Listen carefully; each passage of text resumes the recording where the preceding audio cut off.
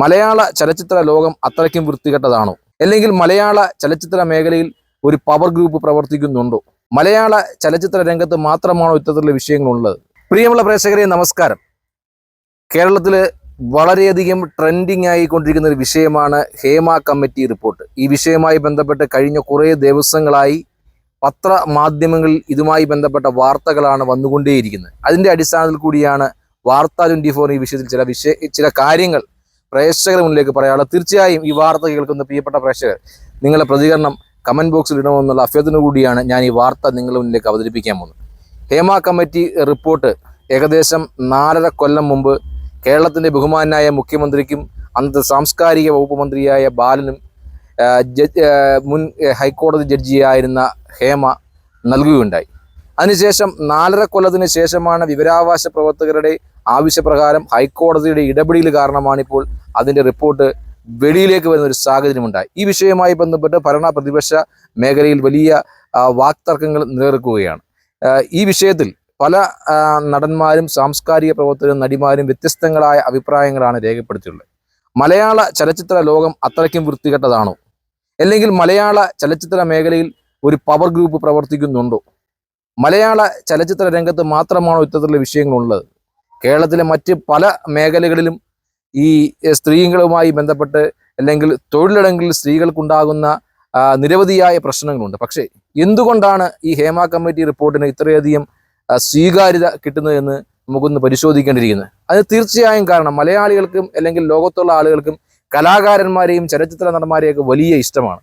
അതിൻ്റെ ഒരൊറ്റ കാരണത്താലാണ് ഈ വിഷയം ഇങ്ങനെ കത്തി നിൽക്കുന്നത്. കാരണം അവിടുത്തെ കാര്യങ്ങൾ അറിയാൻ നമുക്ക് വലിയ കൗതുകമുണ്ട്.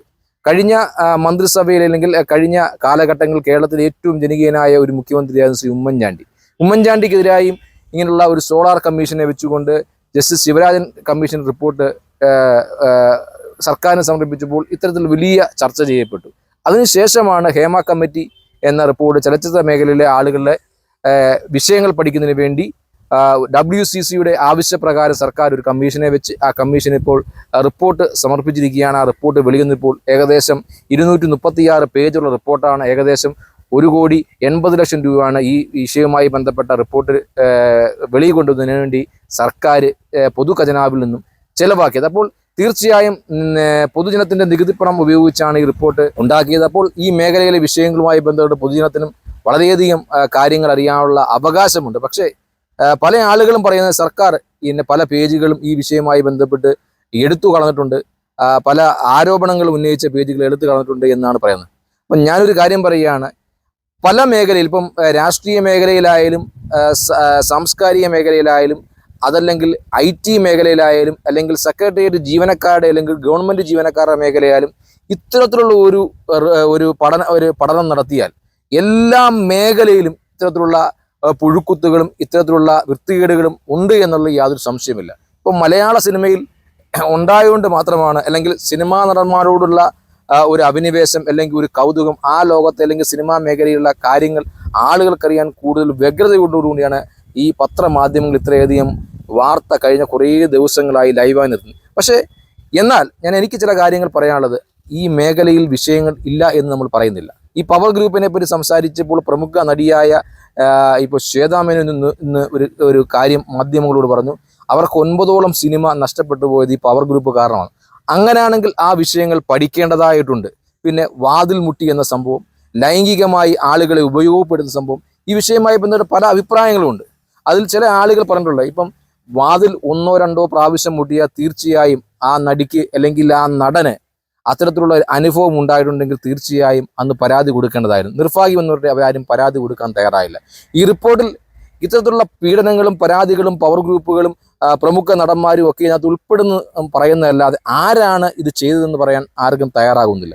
ഈ വിഷയവുമായി ബന്ധപ്പെട്ട് സർക്കാരിന് ഒരു നടപടി എടുക്കാൻ കഴിയുന്നില്ല. ഞാൻ പറഞ്ഞു, സോളാർ കമ്മീഷൻ റിപ്പോർട്ട് സർക്കാരിന് കൊടുക്കുമ്പോൾ അതിൻ്റെ ഇരയായ ആളിൻ്റെ വീട്ടിൽ പോയി പരാതി എഴുതി മേടിച്ച് കേസെടുത്ത സർക്കാർ ഈ ഹേമ കമ്മിറ്റി റിപ്പോർട്ടുമായി ബന്ധപ്പെട്ട് നിരവധിയായ വിഷയം, ഏറ്റവും പ്രമുഖമായ വിഷയമാണ് നിലവിലെ ചലച്ചിത്ര അക്കാദമി ചെയർമാനായ രഞ്ജിത്തിനെതിരായി ഒരു ബംഗാളി നടി ശ്രീലേഖ മിത്ര എന്നൊരു ബംഗാളി നടി അവർക്കുണ്ടായ അനുഭവം പറഞ്ഞു. അത് മാത്രം മതി ഒരു FIR ഇട്ട് കേസെടുക്കാൻ, അല്ലെങ്കിൽ FIR ഇടാൻ. കേസെടുക്കുന്നത് രണ്ടാമത്തെ വിഷയം, FIR. പക്ഷെ അതിന് പോലും ഇപ്പോഴത്തുള്ള നിലവിലുള്ള സാംസ്കാരിക വകുപ്പോ നിലവിലുള്ള ഭരണ സംവിധാനമോ തയ്യാറാവും എന്നുള്ളത് വളരെയധികം അപമാനം. ആ വിഷയവുമായി ബന്ധപ്പെട്ട് ഇന്ന് വേറൊരു എഴുത്തുകാരി, ഷഹനാസ് എന്ന് പറയുന്ന ഒരു എഴുത്തുകാരി ഇന്ന് രഞ്ജിത്തുമായി ബന്ധപ്പെട്ട വിവാദമുണ്ടായി. ഈ വിഷയത്തിൽ ഇപ്പോൾ പിന്നെ പല യൂത്ത് കോൺഗ്രസിൻ്റെയും യുവജന സംഘടനയുടെയും ആളുകൾ ഇപ്പോൾ പ്രതിഷേധമായി DGP ഓഫീസിലേക്കും ചലച്ചിത്ര അക്കാദമിയുടെ ഓഫീസിലേക്കും ഒക്കെ മാർച്ച് നടത്തേണ്ട സ്ഥിതി ഉണ്ടായി. എന്തുകൊണ്ടാണ് ഇവർക്കെതിരെയൊക്കെ നടപടി എടുക്കുവാൻ സർക്കാരിന് വൈകുന്നത്? അതുപോലെ തന്നെ പല പ്രമുഖ നടന്മാരുണ്ട്. ഏത് പ്രമുഖ നടനാണെന്ന് പറയാൻ ആരും തയ്യാറാവുന്നില്ല. പവർ ഗ്രൂപ്പുകളെ പറ്റി പല ആളുകൾ സംസാരിക്കുന്നുണ്ട്. പല ആളുകൾ പല രീതിയിലുള്ള പല വ്യത്യസ്തങ്ങളായ അഭിപ്രായങ്ങളാണ് ഈ മേഖലയുമായി ബന്ധപ്പെട്ട് പറയുന്നത്. അമ്മയുടെ ഭാരവാഹികൾ തന്നെ രണ്ട് അഭിപ്രായമുണ്ട്. ഇന്നലെ സിദ്ദീഖ്, ജനറൽ സെക്രട്ടറിയായ സിദ്ദീഖ് ചില കാര്യങ്ങൾ പരാമർശിച്ചപ്പോൾ അതിന് ഘടകവിരുദ്ധമായി ജഗദീഷ് പറഞ്ഞു. ഇത്തരത്തിലുള്ള കാര്യങ്ങൾ വളരെ സീനിയറായ നടിമാർ പറയുമ്പോൾ അതിൽ കാര്യഗൗരവമുള്ള വിഷയമുണ്ട് എന്ന് തന്നെയാണ് ജഗദീഷിനെ പോലുള്ള ആളുകൾ ഈ വിഷയത്തിൽ സംസാരിച്ചിട്ടുള്ളത്. പാർവതി തിരുവോത്തുന്ന മഹാ നടി പറഞ്ഞിരിക്കുന്നത് സർക്കാരിൻ്റെ ഭാഗത്തുനിന്ന് വളരെയധികം നിരുത്തരവാദപരമായ നടപടിയാണ് ഈ വിഷയത്തിൽ ഉണ്ടായിട്ടുള്ളത്. സർക്കാർ പറയുന്നത് പരാതി കിട്ടിയെങ്കിൽ മാത്രമേ ഞങ്ങൾ ഇത് അന്വേഷിക്കൂവെന്ന്. പക്ഷേ പരാതി കിട്ടാതെ തന്നെ അന്വേഷിക്കാൻ പറ്റിയ രണ്ട് സംഭവങ്ങളാണിന്ന് പിന്നെ ഈ ചലച്ചിത്ര അക്കാദമി ചെയർമാനായ രഞ്ജിത്തിനെതിരായി ഒരു നടിയും മറ്റൊരു എഴുത്തുകാരിയും ഇന്ന് കാര്യങ്ങൾ വ്യക്തമാക്കിയിരിക്കുന്നത്. പ്രമുഖ നടിയായ ശ്വേതാ മേനോൻ ഇന്ന് അവർ അഭിപ്രായം പറഞ്ഞിട്ടുണ്ട്. അങ്ങനെ പിന്നെ തിലകൻ്റെ മകളായ സോണിയ അവർക്കുണ്ടായ അനുഭവങ്ങൾ, ഇടവേള ഭാവവുമായി ബന്ധപ്പെട്ടുള്ള അനുഭവങ്ങൾ പങ്കുവച്ചിട്ടുണ്ട്. അങ്ങനെ മലയാള സിനിമയിൽ എല്ലാവരും മോശക്കാരാണെന്നും അതിലുള്ള ആളുകൾ മുഴുവൻ മോശക്കാരാണെന്നും മലയാള ചരിത്രത്തിലും മോശമാണെന്നുള്ള അഭിപ്രായമില്ല. മുൻപ് പല ആളുകളും അത്തരത്തിൽ പോയെങ്കിൽ അവർക്കെതിരെ കൃത്യമായ നടപടിയെടുക്കാൻ സർക്കാർ തയ്യാറാവണം. അമ്മ എന്ന സംഘടന അതിന് മുന്നോട്ട് വരണമെന്ന് തന്നെയാണ് അഭിപ്രായം. നിരവധിയായ മലയാളത്തിലെ പ്രമുഖരായ നടന്മാരുണ്ട്. അവരെല്ലാം ഇപ്പോൾ സംശയത്തിന് നിലയിലാണ്. ആളുകൾ അവരെയൊക്കെ നോക്കുന്നത് വളരെ മോശമായ രീതിയിൽ. പല പ്രമുഖ നടന്മാർക്കെതിരെയും ആരോപണങ്ങൾ ഉന്നയിക്കുന്നുണ്ട്. പക്ഷേ ഇതിൻ്റെ മോശമായ വശമേത്, നല്ല വശമേതെന്ന് പറയുവാൻ കമ്മിറ്റി റിപ്പോർട്ട് തയ്യാറാവുന്നില്ല. കമ്മിറ്റി റിപ്പോർട്ട് കൊടുത്തപ്പോൾ തന്നെ പറഞ്ഞത് പലരുടെയും സ്വകാര്യമായ കാര്യങ്ങളുണ്ട്, അത് വെളിപ്പെടുത്തുന്ന ഒരു അറിയിപ്പോടു കൂടിയാണ് സർക്കാരിൽ സമർപ്പിച്ചതെന്ന് സാംസ്കാരിക വകുപ്പ് മന്ത്രി സജി ചെറിയാൻ വ്യക്തമാക്കി. പക്ഷേ ആരോപണം ഉന്നയിച്ചാൽ, പരാതി ഉന്നയിച്ചാൽ തീർച്ചയായും ഈ വിഷയത്തിൽ നടപടിയെടുക്കും സർക്കാർ പറയുമ്പോൾ, ചലച്ചിത്ര അക്കാദമിയുടെ ചെയർമാനായ രഞ്ജിത്തിനെതിരായ ഇത്തരത്തിലുള്ള ആരോപണങ്ങൾ രണ്ട് സ്ത്രീകൾ ഈ ചലച്ചിത്ര മേഖലയിൽ ഉന്നയിക്കുമ്പോൾ അതിനെതിരെ എന്തുകൊണ്ടാണ് നടപടിയെടുക്കാൻ വൈകുന്നത്? ഈ പവർ ഗ്രൂപ്പിനെ പറ്റി പറയുമ്പോൾ വിനയൻ എന്ന സംവിധാനം ഉണ്ടായ മോശകരമായ അവസ്ഥ, ഈ പറയുന്ന പവർ ഗ്രൂപ്പിനെ പറ്റി തിലകൻ പറഞ്ഞ കാര്യങ്ങൾ, മാള പറഞ്ഞ കാര്യങ്ങളൊക്കെ നമ്മൾ ഇങ്ങനെ ഓർത്തു പോവുകയാണ്. അപ്പോൾ സ്ഫടികൻ ജോർജ് തന്നെ കഴിഞ്ഞ ദിവസം പറഞ്ഞു, എനിക്കും സിനിമകൾ നഷ്ടപ്പെട്ടു പോയത് ഇത്തരത്തിലുള്ള കാരണത്തിലാണ്. വിനയൻ എന്ന ഒരു സംവിധായകൻ പറഞ്ഞു, ഈ പവർ ഗ്രൂപ്പിൽ ഒരു മന്ത്രി ഉൾപ്പെട്ടുകൊണ്ടതാണ്. അപ്പോൾ ഇത്തരം ആളുകളെ ഈ റിപ്പോർട്ട് എന്തായാലും 4.5 കൊല്ലം സർക്കാരിൻ്റെ മുന്നിൽ വന്നതാണ്.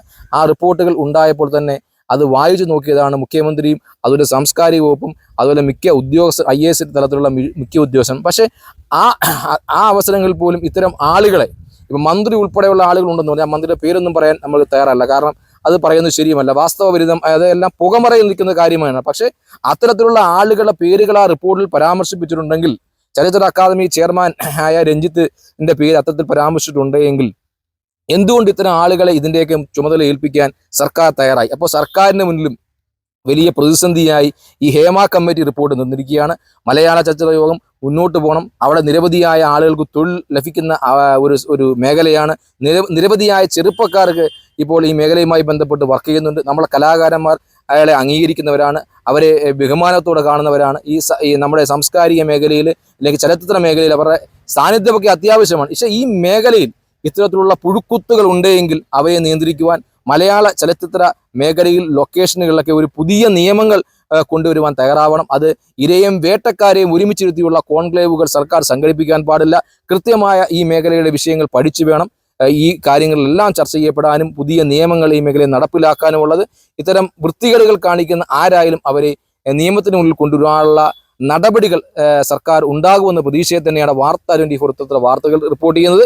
നമ്മുടെ ചലച്ചിത്ര മേഖല മാത്രമല്ല, ഞാൻ മുമ്പ് പറഞ്ഞ പോലെ എല്ലാ മേഖലയിലും, രാഷ്ട്രീയ മേഖലയിലായാലും സാംസ്കാരിക മേഖലയിലായാലും വിദ്യാഭ്യാസ വകുപ്പിലായാലും സെക്രട്ടറി ജീവനക്കാരുടെ ഇടയിലായാലും IT മേഖലയിലായാലും പോലീസിലായാലും നമ്മുടെ മാധ്യമരംഗത്തായാലും ഇത്തരത്തിലുള്ള ആളുകളുണ്ട്. അതുകൊണ്ട് ഒരു മേഖലയിലും പറ്റി പഠനം നടത്തിയപ്പോൾ ഇത്തരത്തിലുള്ള ഞെട്ടിക്കുന്ന വിവരങ്ങളാണ് വന്നതെങ്കിൽ ഈ മറ്റു മേഖലയിൽ ഇതിനെക്കാട്ടി മോശകരമായ അവസ്ഥ സ്ത്രീകൾക്ക് നേരിടേണ്ട ഒരവസ്ഥയുണ്ട്.